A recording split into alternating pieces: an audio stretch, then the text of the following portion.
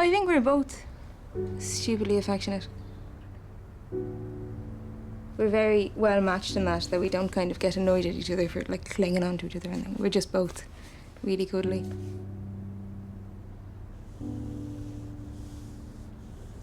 I wasn't letting Aisling get away because I just knew from the moment I met her that I was in love with her.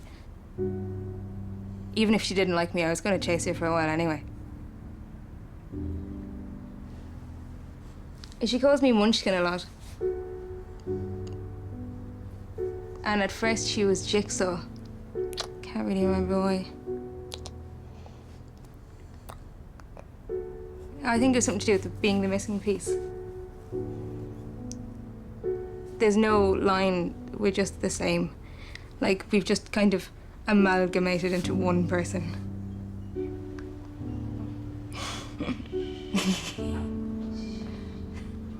We just kind of fit together.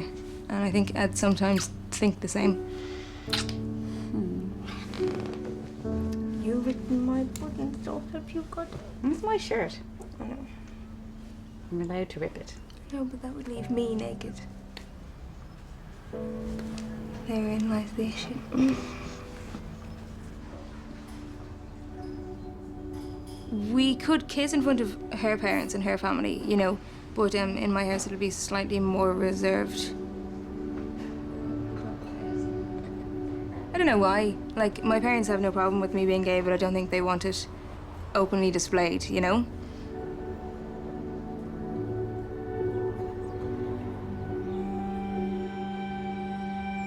I really love holding hands. That is like one of my favorite things. So it does make me sad sometimes that we can't. I know that she doesn't want to, so I don't push it. Like,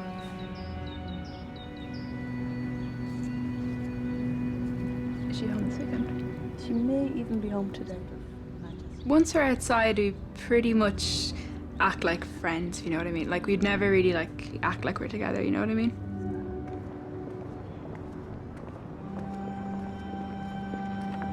Obviously, a really big part of my life is, you know, being with Gillian, so I kind of want people to know about that.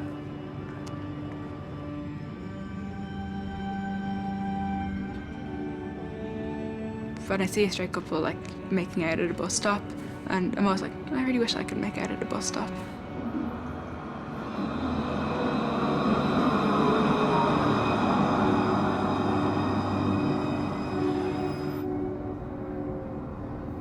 I'm not very comfortable with public displays of affection.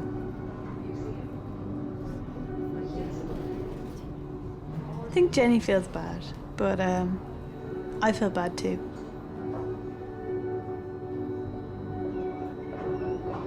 Last stop on Stad Dernach. You're trying to act like you're something that you're not, just temporarily to make these other people who probably don't care slightly more comfortable, which is a ridiculous situation. I don't feel ashamed in any way, even though I act like I do. I guess I'm a bit of a coward.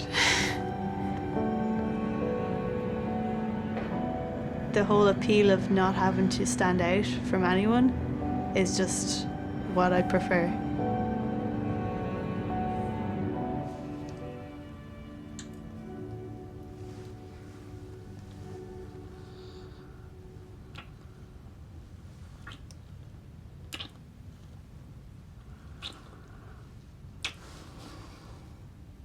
It's comforting to know I have somebody. I mean, a lot of people go through life and they may never have what I have.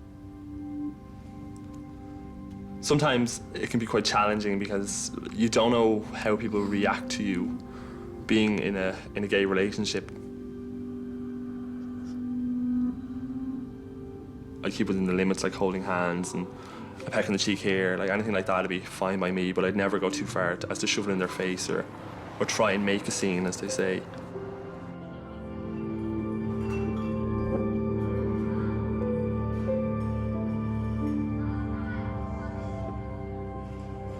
I'm proud to walk out the hall door with Gary and go anywhere with him. I'd love nothing more than just to hold his hand walking down the street. But me personally, I'm always afraid of the consequences of doing that.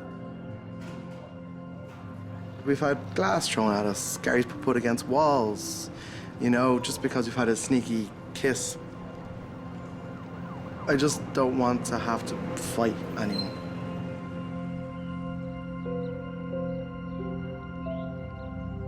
I came out quite late in life, and after I met Vivian, we sort of gradually showed a little bit of affection in public, but not a lot, because neither of us are really clingy, kissy people. It becomes, for me, if you say I love you every second day, it becomes like just something you say without thinking of it. So I keep mine a bit more selective, so I mean it.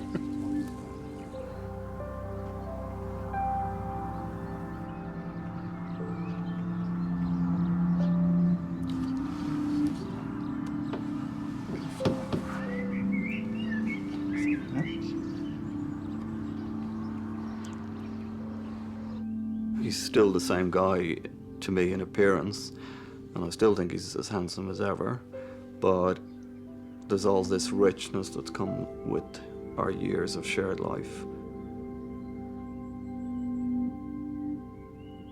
Because your relationship is like a plant and growing and evolving and changing. If you don't look after it, it's not going to survive. When did I give you this ring? In the early days.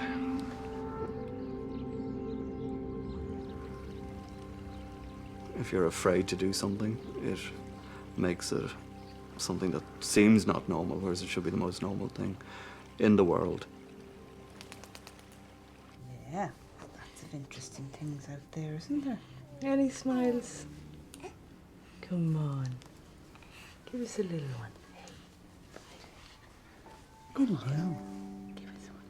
Here's the two-headed mummy. Huh? It's mummy with two heads.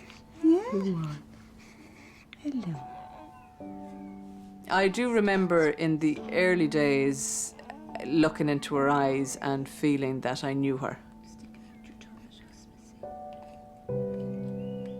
That reminds me a lot of Kayla. You know, when you meet somebody and you click, you're all over each other and you're very affectionate and you have sex very frequently and all of that. But when you've been together for a long while, you know each other good and bad, and you still make that choice to be with that person.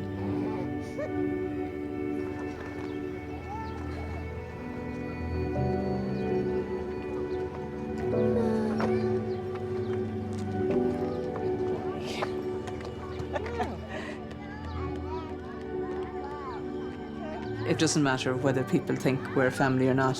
We know we are. Higher. This is a different one. I like to think any shame I feel is residual. But when it comes to the kids and stuff, I think I go into kind of protective mode, that I don't want them to inherit any of that residual shame.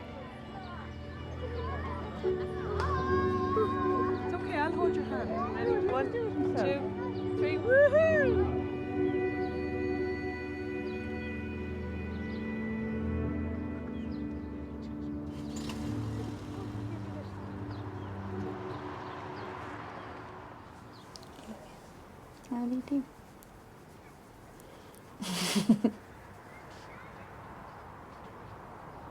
I think it's, though, about Clodagh, the thing that attracted me to her at first is just the way that she holds herself.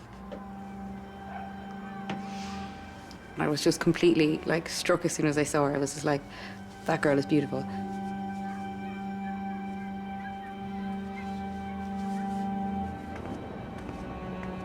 Occasionally, if we're walking down the street, kids throw stones and stuff.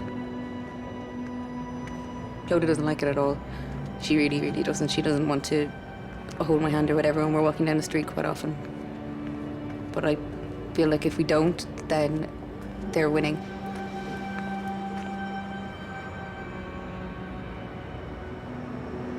I genuinely can't see you behind my friend.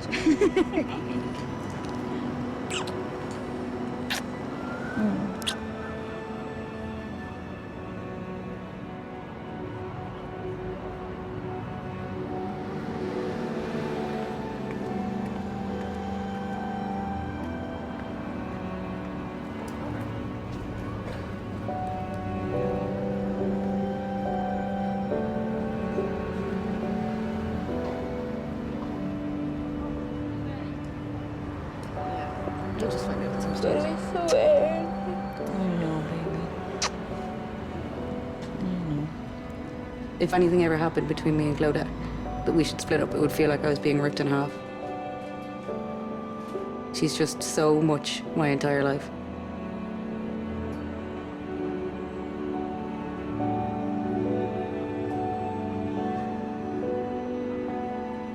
I'd like to be holding hands walking down the street with Clodagh when I'm like 70.